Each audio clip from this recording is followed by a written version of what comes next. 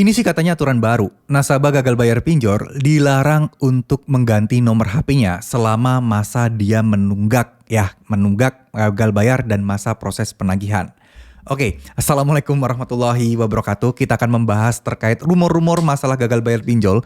Dan harapan saya dengan video ini teman-teman tidak termakan hoaks, teman-teman juga tidak gampang untuk ditakut-takuti, dan teman-teman juga tentunya bisa melawan segala ketidakadilan ketika kalian di masa proses gagal bayar pinjol seperti ini.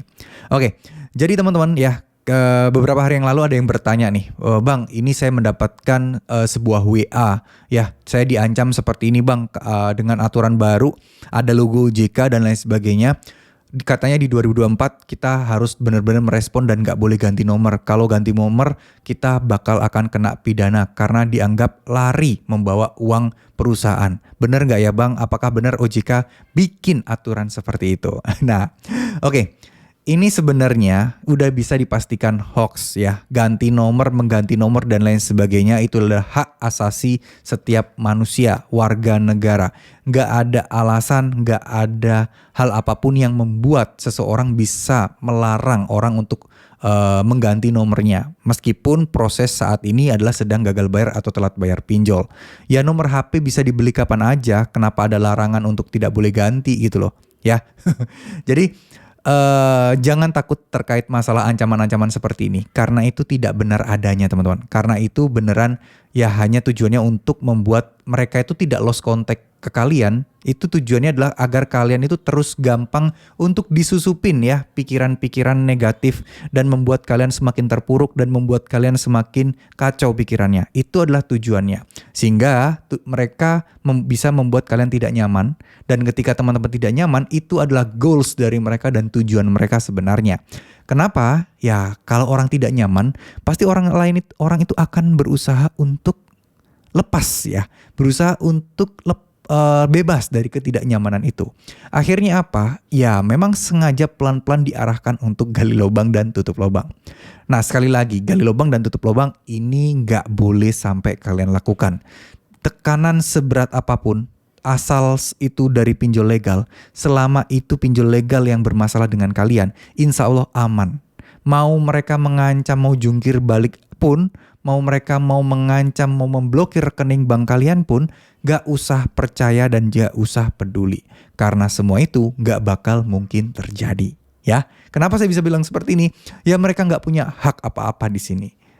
Gini loh, konsep sederhana aja.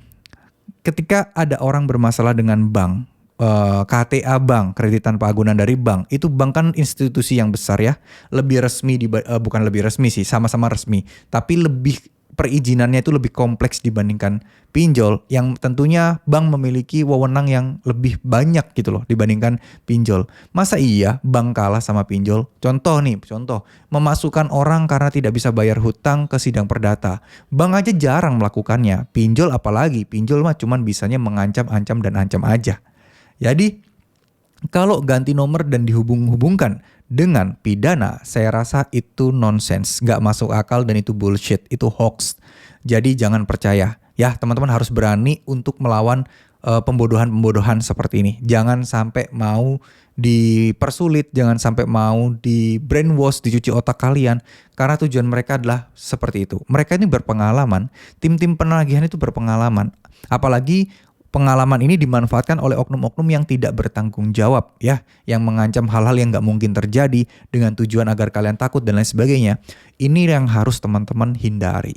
Jadi, kita harus pinter-pinter nih memilah nih informasi yang bisa masuk ke kita. Kalau kalian merasa ini sanksinya terlalu berat, simple kok teman-teman. Teman-teman bisa googling, bisa baca aturan-aturan yang berlaku tentang pinjol. Itu banyak di Google tersedia juga. Jadi harapan saya teman-teman tidak gampang terhasut atau gak gampang ditakut-takuti seperti ini ya. Jadi kalau kalian sedang masa sulit, masa stres, kembalilah kepada Tuhan kalian. Kembalilah kepada Allah SWT. Kembalilah kalian, teruslah berdoa, tingkatkan ibadah, tingkatkan amalan baik, memohonlah kepada Allah SWT agar diampuni dosa-dosa kita. Barangkali rezeki kita seret sehingga ini membuat kita berhutang, itu karena ada dosa-dosa masa lalu yang belum diampuni. Ya, gak ada salahnya kok kita berdoa, bertobat. Jangan gengsi untuk meminta ampun. Allah pun pasti akan mengampuni dosa-dosa kita jika kita bersungguh-sungguh. Dan satu hal lagi yang paling penting, jika teman-teman pengen mengubah hidup kalian bisa menjadi lebih baik lagi, coba deh teman-teman lakukan sholat tahajud setiap hari, jangan sampai bolong. Insya Allah kehidupan kalian akan jauh lebih enak. Awal-awal akan sangat berat, mungkin akan ada beberapa cobaan lagi. Ya ini nggak selalu ya, tapi biasanya Allah akan menguji kita lagi. Tapi kalau kita tetap teguh, kalau kita tetap benar-benar yakin semuanya akan berakhir dan Allah akan menolong kita, insya Allah semua masalah ini akan menjadi sangat-sangat ringan. Terima kasih, semoga apa yang saya sampaikan bisa bermanfaat. Wassalamualaikum warahmatullahi wabarakatuh.